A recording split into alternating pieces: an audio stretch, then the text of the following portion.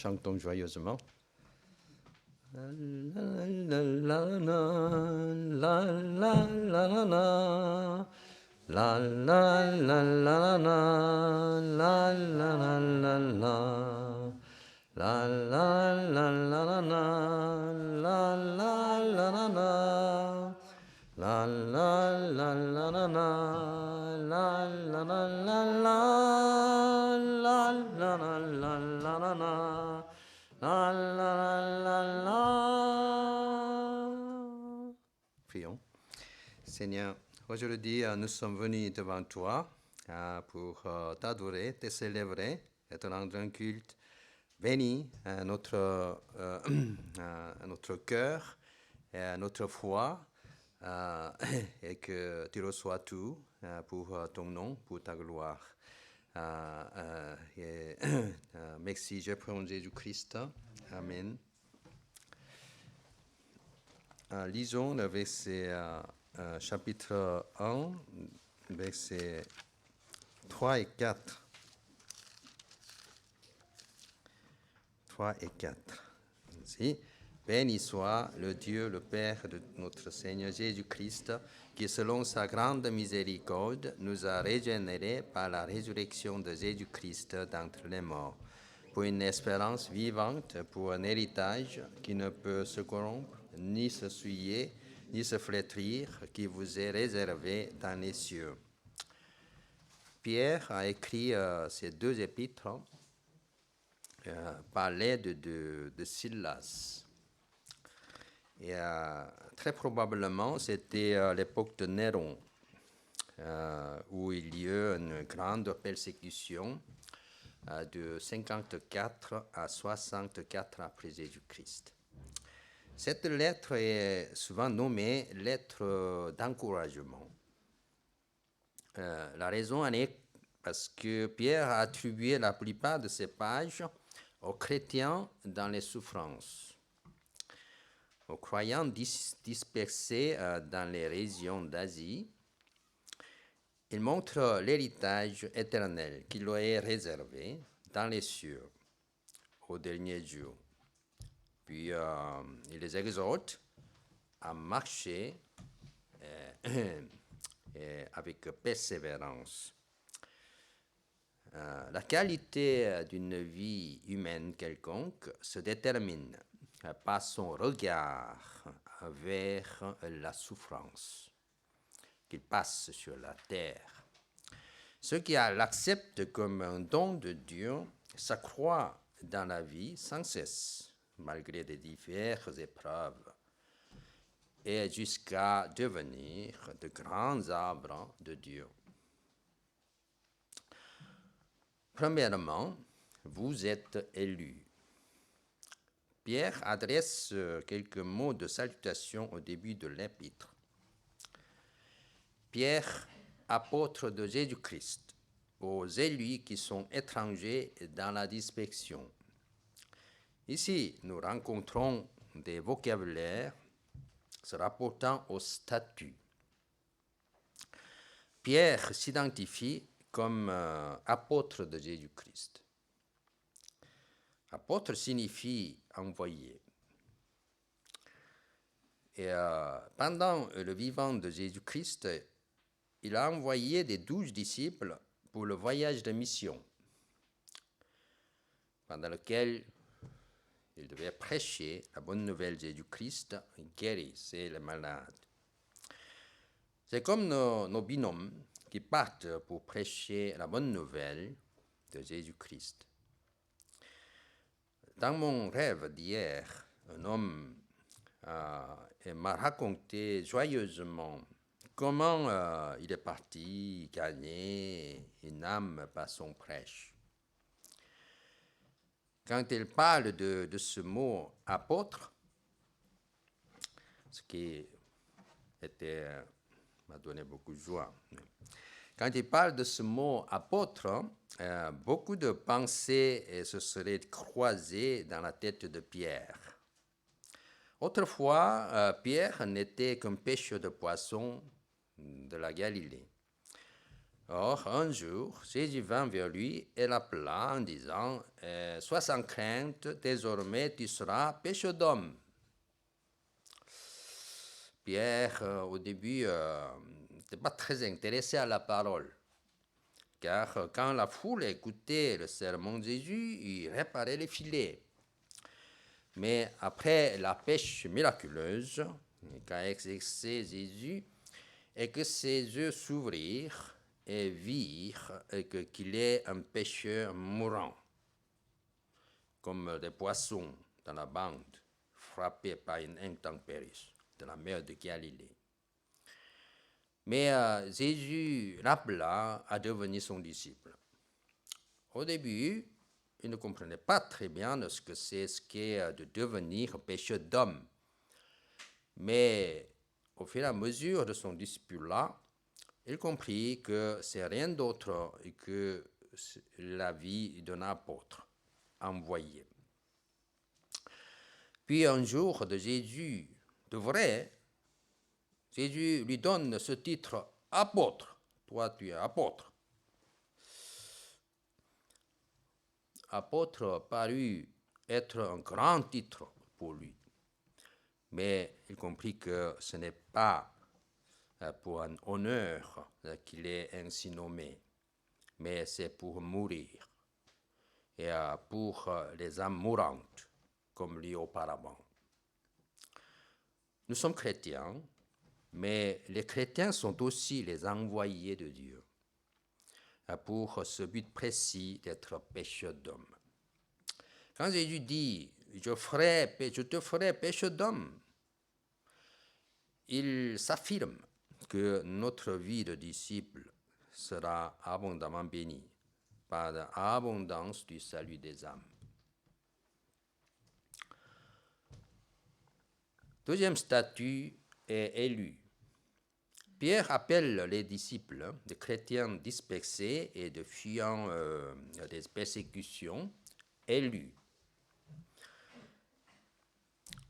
Pas réfugiés politiques, élus. Dans le verset suivant, il rementionne élu. Élu selon la préscience de Dieu. Élu implique le privilège et héritage. Pierre dit élu selon la préscience de Dieu.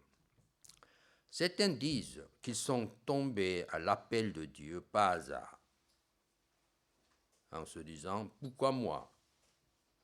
Certains disent que c'est eux qui ont choisi. En général, ceux qui cherchent le bonheur personnel ont tendance de se le dire. Mais l'élection n'est ni par la volonté de l'homme, ni par le jeu du sort. C'est selon la préscience de Dieu. Avant que chacun naisse dans le monde et que quelque temps après qu'il est appelé, chacun est connu par Dieu. En fait, c'est Dieu qui a créé chacun et le conduit. Le verset 5 dit « À vous qui êtes gardés en la puissance de Dieu, par la foi pour le salut prêt à être révélé et dans les derniers jours, dans les derniers temps. » Il y en a pas mal qui ont abandonné le course de la foi en raison de la pesanteur de la vie de foi qui accompagne les souffrances. Mais Dieu a donné la puissance dans le cœur afin qu'il résiste aux souffrances et garde la foi jusqu'au bout. Ils avaient un petit bout de foi. Pas grande foi, mais un petit bout de foi. Mais en réalité, c'est Dieu qui les a protégés, les a aidés à garder la foi. Donc, ils sont élus par la grâce de Dieu uniquement. Rien de mérite dans l'affaire de l'élection. ni le critère de couleur, ni la race, ni la beauté extérieure, ni la compétence, etc., n'est le critère de Dieu pour le statut d'élu.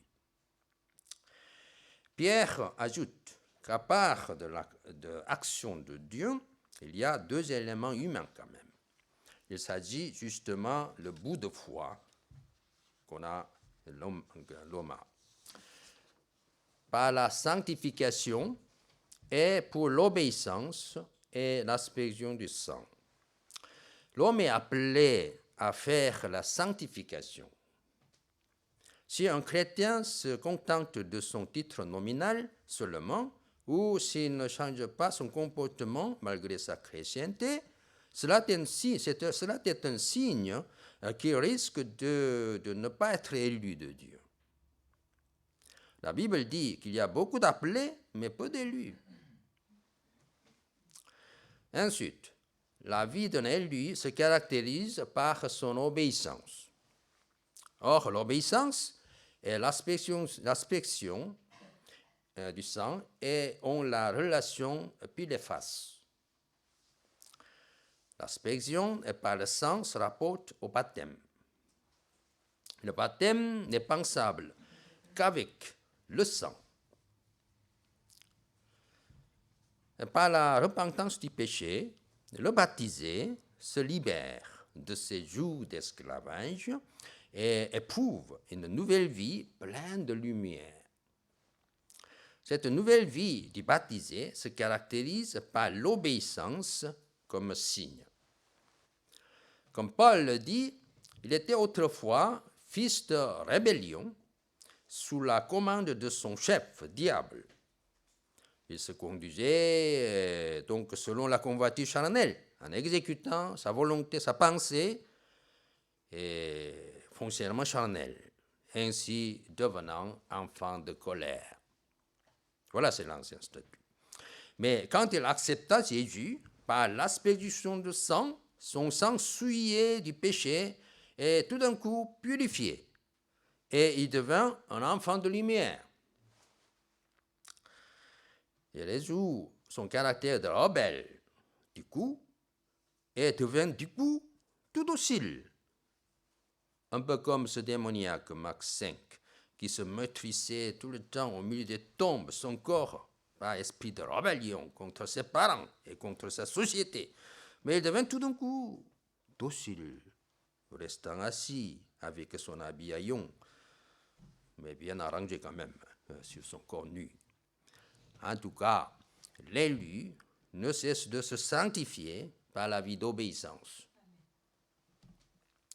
Deuxièmement, une espérance vivante.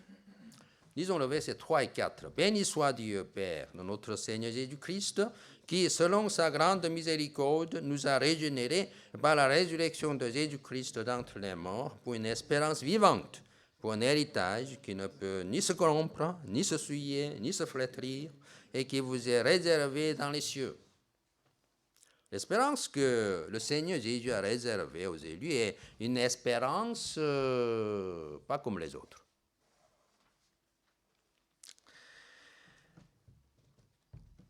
Elle est une espérance vivante. Billy Graham disait que l'homme peut vivre sans sexe, mais il ne peut vivre sans espérance. Quiconque dans le monde vit avec une certaine espérance. Pour quelqu'un, ça peut être devenir riche. Pour quelqu'un, ça peut être aimé par quelqu'un d'autre. Et pour certains d'autres, ça peut être la réussite de ses enfants, de leurs enfants, etc., etc. Mais toutes ces espérances et, qu'on en vient à concevoir un jour de sa vie, sont des espérances mornées. Dès la naissance de l'espérance, ces gens d'espérance, dès la naissance, elles sont déjà un peu pourries. il y a une histoire, un jeune garçon en Corée. Au cours de la Seconde Guerre mondiale, son frère aîné a été à Osaka, Japon. Les journaux ont rapporté qu'en rapprochant la fin de la guerre, 2000 bombardiers B-52 américains ont bombardé Osaka. Le garçon a la pensée de l'éventuelle mort de son frère et pleurait tout le temps.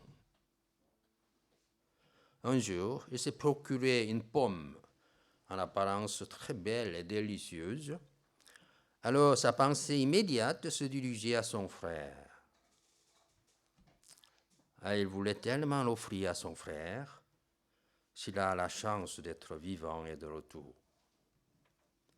Il enveloppa la pomme avec du papier épais et fit une boîte assez costaud et la mit dedans la pomme, avec l'espoir qu'il le donnerait à son frère aîné s'il serait assez chanceux pour retourner encore du Japon. Après 3 mois, il a ouvert la boîte pour voir si la pomme était encore correcte. À sa grande surprise, la pomme était pourrie et tout séché, si bien qu'elle fit devenir une taille d'une poire. Il pleura. Il n'a jamais pensé qu'elle serait pourrie. Si belle pomme. Mais elle était pourrie. La même chose est vraie à toutes les espérances du monde. La fin est point garantie, quoique le début est plaisant, car la course de la vie de l'homme, ce serait de toute façon terminée par la mort. L'homme devient de plus en plus fou. Et jusqu'à arriver à rêver une vie éternelle par l'implantation de puces dans les cerveaux. Les hommes modernes sophistiqués deviennent de plus en plus enfantins et puérils, et comme s'ils ressemblent à quelqu'un qui couvre les yeux avec ses 2 mains et dit « il n'y a pas de ciel ».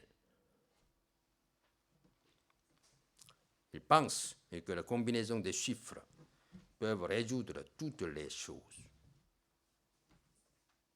Dieu est vraiment formidable, car avec 2 chiffres, 0 et 1 et 0, c'est bit, le code binaire, n'est-ce pas, en informatique. Il a permis aux hommes d'aller jusqu'à la Lune. Mais les hommes pensent que ces 2 chiffres sont une invention chouette et ne savent pas que ces chiffres ne représentent que l'infantilisme. 0, 1. Dieu a délimité déjà la durée de la vie à 120 ans. 3 chiffres. C'est plus basique. 1, 2, 0. Mais l'homme rebelle s'appuie sur sa science et il vient à rêver de tel infantilisme. J'ai l'impression que ces jours, que Dieu a béni l'homme matériellement trop abondamment. Avec le développement technologique et la concentration de la richesse, etc. Les riches deviennent de plus en plus riches. Mais toutes choses de ce monde ici-bas arriveront à la fin et périront un jour. Et ce jour arrivera comme un voleur qui vient sans annoncer sa visite. Le royaume de Jésus-Christ est la seule espérance valable pour l'homme, car c'est la seule chose qui garantit la vraie éternité. Amen. Là, il n'y a ni tristesse, ni deuil, ni guerre, ni dispute. Comme la prophète Ésaïe disait déjà, le loup séjournera avec l'agneau et le panthère se couchera avec le chevreau. nourrisson s'ébattra sur l'antre de la vipère, car la connaissance de l'Éternel remplira la terre comme les eaux couvrent le fond de la mer. Cette mise en scène si paisible du prophète nous annonce quel sera l'état de félicité du royaume à venir. Pourtant, avoir l'espérance vivante n'est pas si facile que ça. En sorte que quiconque la veut peut avoir, comme le laboureur sème avec peine, et que le soldat combat avec l'arme et l'entraînement. Il faut un processus difficile. Deux choses sont nécessaires, si je résume. Il faut que quelqu'un soit régénéré. La régénération n'est pas, comme certains le pensent, le réarmement moral ou le développement personnel sophistiqué. Elle est une repentance sincère, une obéissance entière au commandement de Dieu. Quelques versets de la fin du chapitre, nous n'allons pas lire, nous en dit long de cette opération. L'un d'eux dit, vous êtes régénérés, non pas une semence corruptible, mais pas une semence incorruptible, et par la parole vivante et permanente de Dieu. Nous pouvons renaître par la parole de Dieu, plus précisément par l'obéissance à la parole de Dieu. Il n'y a pas d'autre moyen. Entendre ne suffit pas, mais mettre à la parole en pratique ce dont le cœur n'est pas brisé suffisamment par la repentance sincère n'a pas assez de force de pouvoir obéir à la parole de Dieu. Je vous êtes d'accord? Oui. D'où ce dilemme où le chrétien nominal tourne en rond dans ses efforts épuisants, sans pourtant atteindre le but. La régénération est donc par le biais de la repentance. Néanmoins, la repentance est différente du regret. Beaucoup de gens disent « je regrette ». Le défunt est appelé « regretter », etc. Elle se fait autour du sang de Jésus-Christ. Pas d'autre moyen. Dieu a crucifié son Fils unique, Jésus-Christ, pour nous sauver de nos péchés. Jean 3, 16. Dieu a tant aimé le monde qu'il a donné son Fils unique, afin que quiconque croit en lui ne périsse pas, mais qu'il ait la vie éternelle. Dieu a fait périr son Fils unique à notre place, afin que nous, qui aurons dû périr, puissions être renés et avoir la vie éternelle. Quand Jésus a été crucifié, il a versé son sang et percé par la lance dans le côté. Son sang a jailli. Il était le sang sacré de Dieu. Avec ce sang sacré, il a lavé tous les péchés en évacuant nos sangs souillés. Dieu n'a pas abandonné Jésus. Dieu qui a été pendu sur l'arbre. Dieu l'a ressuscité d'entre les morts le troisième jour et fait de lui notre roi, sauveur, berger et juge. Grâce à la résurrection de Jésus-Christ, nous avons l'espoir est de revenir à son glorieux royaume. C'est notre nouvelle naissance. Nous avons une nouvelle naissance par le biais de son sang sacré. Nous avons une nouvelle naissance par sa résurrection pour revenir à son glorieux royaume. Troisièmement, un héritage réservé dans les cieux. 4. Comme nous l'avons étudié, les choses du monde se corrompent, se souillent, se flétrissent tôt ou tard.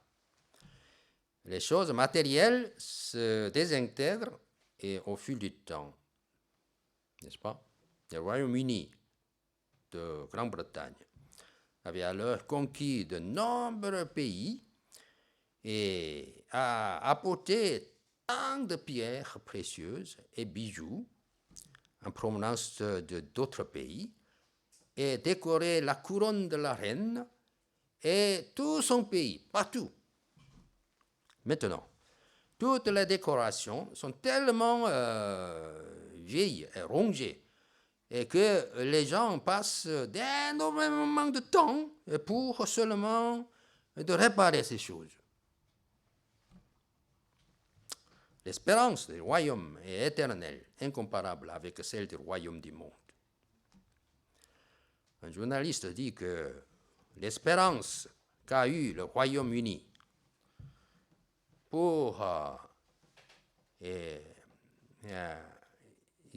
par l'accueil en pompe de l'année dernière du chef d'État de la Chine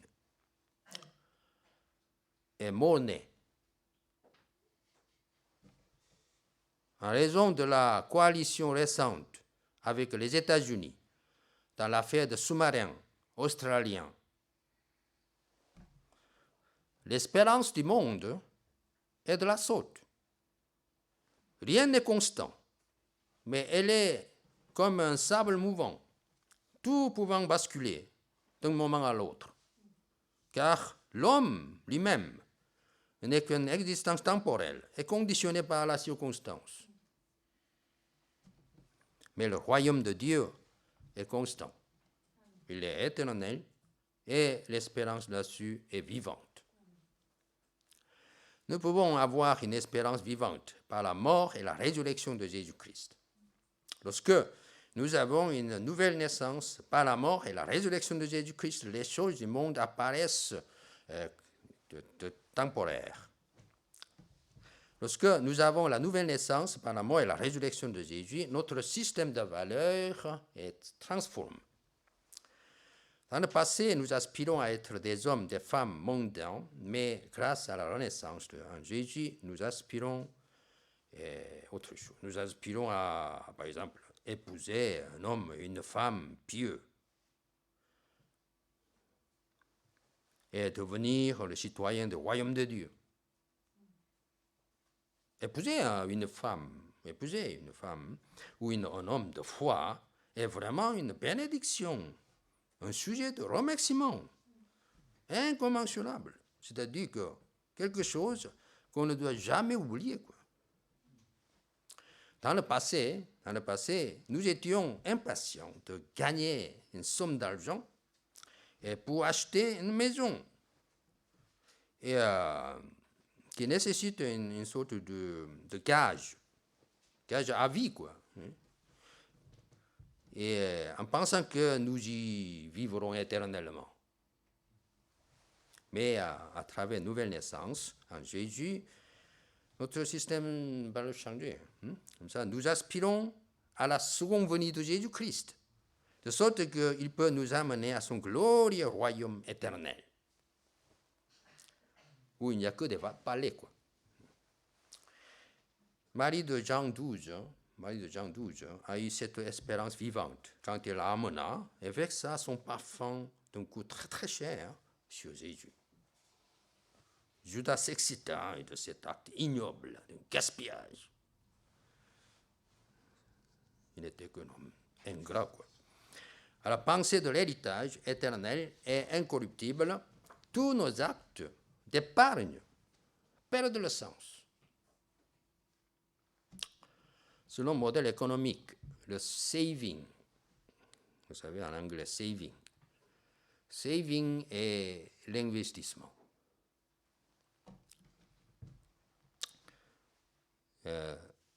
Nous épargnons, mais la banque prête l'argent aux entreprises. La production augmente, l'emploi augmente, la consommation augmente. Ça marche par un mécanisme de main invisible, Dieu, entre guillemets, de l'équilibre entre l'offre et la demande. Le troisième personnage nommé monnaie apparaît. Quel est son rôle? Elle a le moyen d'échange comme rôle. Mais dans le capitalisme, elle devient un objet lui-même, quoi. Hein? Donc on adore. Ben, son propre rôle, c'est seulement échange. Hein? Et, mais ce monnaie-là, ce personnage, hein, fluctuant, très fluctuant, il fluctue à son prix qui est taux d'intérêt. Taux d'intérêt. Vous avez entendu beaucoup, n'est-ce pas, dans l'information de TF1 ou etc., de taux d'intérêt. Taux d'intérêt, qu'est-ce que ça veut dire, taux d'intérêt? C'est le prix d'argent, quoi, en quelque sorte. Si celui-ci augmente, l'investissement augmente, l'investissement diminue. Donc, avant, on a dit que par rapport au saving, l'investissement augmente. Ben, maintenant, l'investissement diminue. Alors, vous me suivez ou pas? Mais en tout cas, la main invisible module afin que le taux d'intérêt se fixe à un niveau adéquat. C'est un peu compliqué, n'est-ce pas? C'est ça, et pourtant, c'est que nous allons aborder ce mercredi à la conférence d'Orsay. Mon propos, le saving est une bonne chose. Saving est une bonne chose. Il ne faut pas gaspiller tout le salaire. Il y en a qui gaspillent toute énergie pour chercher ce qui est éphémère, ce qui amène à la banque à n'avoir rien à prêter aux entreprises, qui sont l'Église. Tant que les fidèles ne donnent ni temps ni matériel, cette banque-là n'a rien à faire. Il n'y a que des mouches qui s'envolent au-dessus des repas non couverts. C'est une réalité déplorable de nos temps. Mais heureusement, il y a très peu de gens qui font le saving. Alors l'Église et son pasteur se réveillent et s'activent. Car maintenant, il y a de l'argent à investir.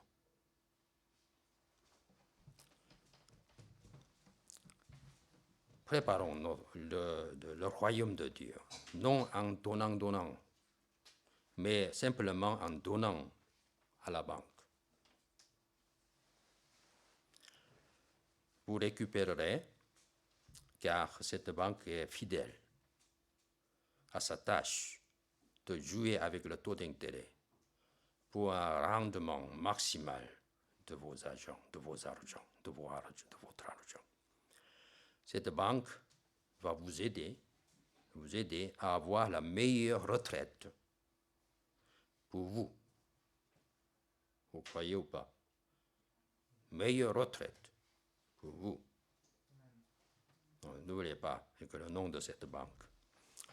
Lisons encore une fois encore avant ces versets dans vos cœurs, le verset 3 et 4.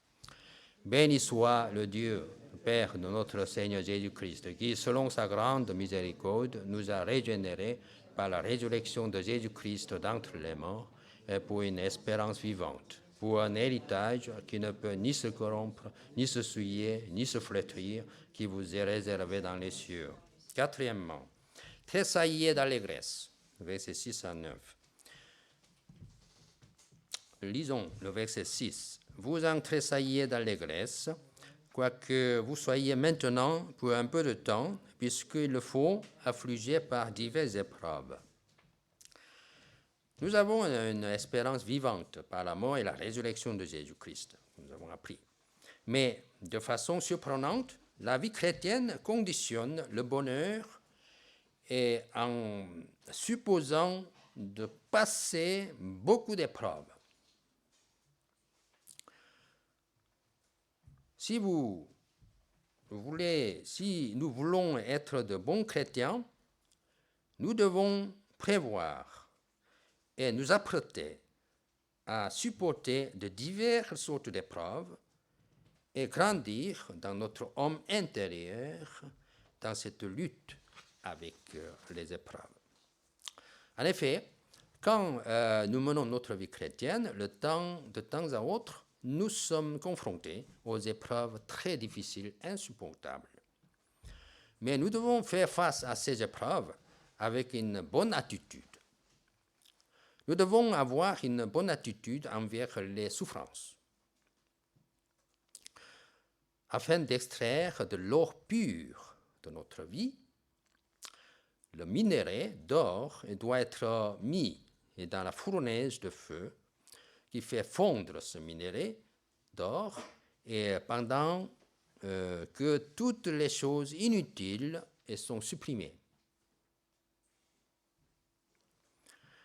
Par cette raffinerie, et l'or pur reste à la fin. De même, si, malgré de nombreuses épreuves pénibles, nous nous laissons façonner par elles, nous serons bénéficiaires de grands avantages. La fournaise de la vie nous épure jusqu'à ce que notre caractère devienne si noble et si agréable. Quiconque nous voit désire notre compagnie et personne nous déteste et s'éloigne de nous. C'est déjà un royaume de Dieu. Car voir les gens fuir, et comme le dit Sartre, n'est autre que l'enfer. Nous ne nous attachons plus aux choses éphémères du monde, mais espérons les choses incorruptibles du ciel. Nous éprouvons une paix que personne n'arrache ni trouble. Dans le culte, hier, d'un temps, nous avons appris de 4 sortes d'abondance, dont le premier est la joie abondante. Les contemporains de David, même les croyants d'aujourd'hui, s'étonnent de comment il est si joyeux, surtout quand il était dans les tribulations, dans la situation de grande détresse. C'est une énigme. La souffrance a ce rôle éminent et d'offrir la joie indicible pour ceux qui la supportent proprement. N'est-ce pas? Pas d'accord, mais... Et c'est vrai, hein, comme ça, que si vous passez les souffrances, si vous le supportez vraiment proprement, ça a le pouvoir de vous offrir, et comme ça, la joie indicible.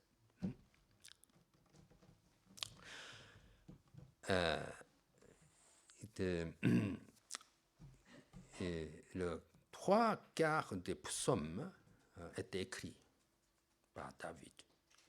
Et surtout quand il était dans la situation de grande détresse. N'est-ce pas? C'est pour ça que c'est énigme. Et ainsi, dit l'apôtre Paul, votre foi se trouve être un sujet de louange, de gloire et de honneur lors de la révélation de Jésus-Christ. L'intention de l'auteur n'est pas qu'il ne sera le sujet qu'à la révélation de Jésus. Mais dès maintenant, quand le fidèle supporte proprement les souffrances qui lui est proposée, il aura cette louange et cette gloire, cet honneur au très fond du cœur. Pierre savait que cela n'est pas si facile quand les épreuves viennent de visite. Donc, il encourage les fidèles en disant, vous l'aimez sans l'avoir vu. Et sans le voir encore, vous croyez en lui. Pierre, il l'a vu, Jésus. Mais vous l'aimez sans l'avoir vu. Mais sans l'avoir vu encore, et vous croyez en lui. Et vous tressaillez d'une allégresse indicible et glorieuse. Vraiment, c'est grand chose qu'un croyant croit en Jésus et l'aime sans le voir. m'émerveille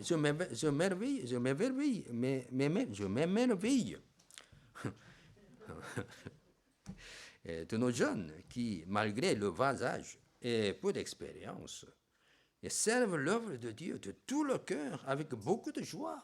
Amen. Alors que, je sais, dans l'école, il n'y a que des non-croyants, autour de l'ambiance laïque, qui se tourne parfois de persécution. Le lutte semblant de pathétique est néanmoins quelque chose d'extrêmement précieux aux yeux de Dieu.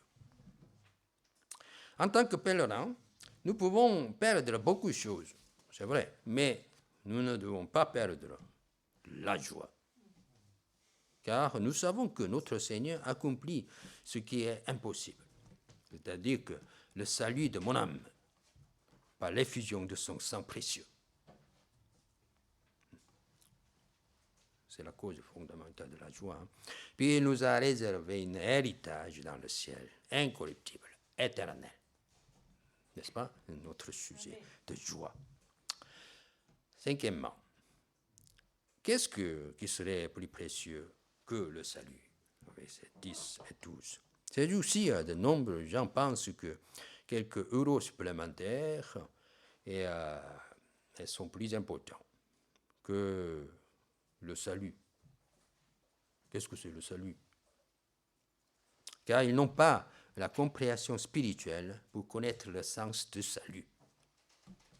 Mais le salut de l'âme est une chose recherchée depuis l'Antiquité, voyez, depuis Platon. Et les prophètes le recherchaient attentivement avec le plus grand soin. Enfin, ils ont trouvé que le salut a été possible par la mort précieuse de Jésus et sa résurrection, même s'ils n'ont pas vu ça. Même les anges existaient depuis toujours. Comme c'est les anges avaient de l'envie de se pencher sur ces choses, tant qu'elles étaient merveilleux. Les gens, je sais quoi, les anges sont des êtres neutres, et de sorte qu'ils n'avaient pas de privilège de participer à la salut éternel, un salut glorieux. Et ils désirent seulement y plonger les regards,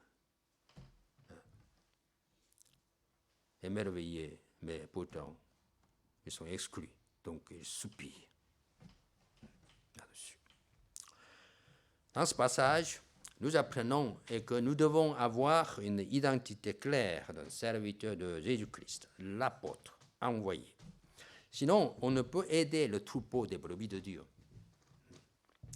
Par-dessus tout, nous apprenons qu'il y a une espérance morte, d'une part, et une espérance vivante, d'autre part. L'espérance vivante est le royaume de Dieu, et le royaume de Jésus. Quand nous croyons à la mort et la résurrection de Jésus dans nos cœurs, nous pouvons avoir une nouvelle naissance, la régénération. Grâce à la nouvelle régénération, nous pouvons avoir de l'espérance vivante dans le royaume de Dieu. Amen. Quoique difficile, c'est facile. Lisons le verset 3 et 4 pour terminer.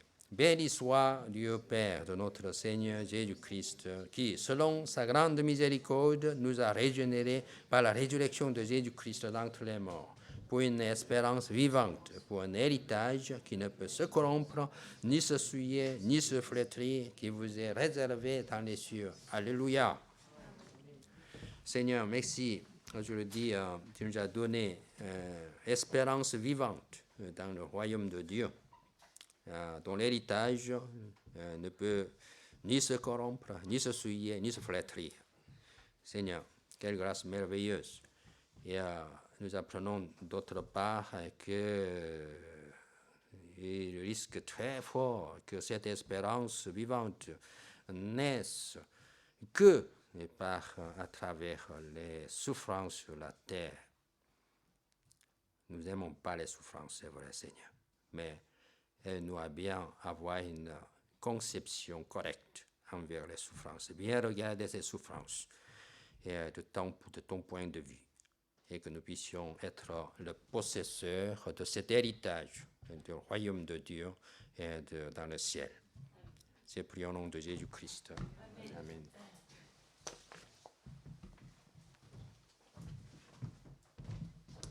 Voici le temps